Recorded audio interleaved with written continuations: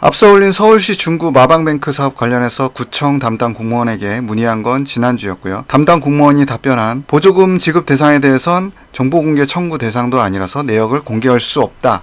는 말이 거짓이 아니라면 이건 제도적인 문제일 테니까 서울시 일개 구의 문제가 아니라 시 전체 혹은 대한민국 전체의 문제라 생각하고 글을 작성하고 영상을 올렸었습니다. 편집에 시간이 걸려서 영상은 조금 늦게 올리긴 했습니다만 그 같은 날인 2019년 5월 27일 월요일 오전에 서울시에 이 사항에 대해 문의를 했었습니다. 120 다산 콜센터를 통해서 담당 팀을 찾는 것도 간단치가 않더라고요. 중구에서 추진하는 마방뱅크 사업이라고 말했지만 서너 곳의 부서와 공무원들을 거친 후에야 서울시의 담당 공무원을 찾을 수 있었습니다. 분명 이 사업에는 서울시비도 상당 부분 포함된다고 들었는데 담당 부서와 공무원을 찾는 것도 간단치 않은 게 좀 이상하기도 하고 아쉽긴 했습니다만 어쨌든 찾았습니다. 서울특별시 경제정책실 경제일자리기획관 일자리정책과 일자리정책팀이라고 합니다.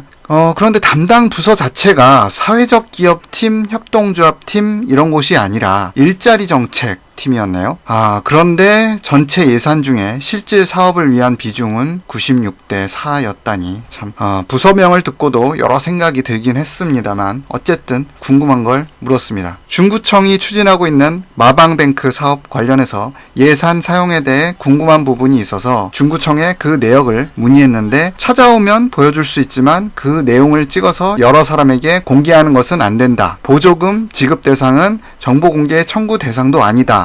는 답을 받았는데 이게 맞는 말인지 맞다면 구체적으로 법이나 조례 등 어떤 것에 근거한 것인지 알고 싶다고요. 시청의 담당 공무원은 구청 담당과 통화 후에 답신을 주겠다고 했고 저는 그날 오전에 일찍 전화를 했으니까 가급적 오늘 중으로 답변을 주시면 좋겠다고 했습니다. 그런데 여기서 잠깐 격가지 이야기일 수도 있겠지만 인터넷상에 공무원에 대해 불만을 이야기하는 글들 자주 볼 수 있죠. 그래도 다른 나라에 비하면 대한민국 공무원들은 열심히 일하는 상대적으로 매우 우수하고 성실한 분들이라 들었고 저 자신의 개인적인 느낌도 비슷했습니다. 대개 그날 오전에 어떤 것에 대해 문의하면 그것에 대해 정확한 해답을 제시하든 못하든 간에 그래도 그날 중으로 전화를 다시 해와서 이러저러 하다 최소한 조금 더 기다려달라는 말이라도 해주는 경우가 일반적이었습니다. 그런데 통화 후 이틀이 지난 오늘 5월 29일 수요일 현재까지도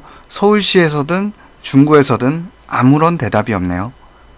이런 경우는 제가 기억하는 한 아마도 처음이 아닐까 합니다. 물론 다시 전화해서 확인을 하면 또 어떤 식으로든 답이 나올 수 있을 거라 예상은 되지만 지금의 이 현상 자체도 좀 특이하고 재미있다고 여겨져서 전화해서 확인하기 전 중간 기록으로 하나 올려봅니다. 들어주신 분들 고맙습니다.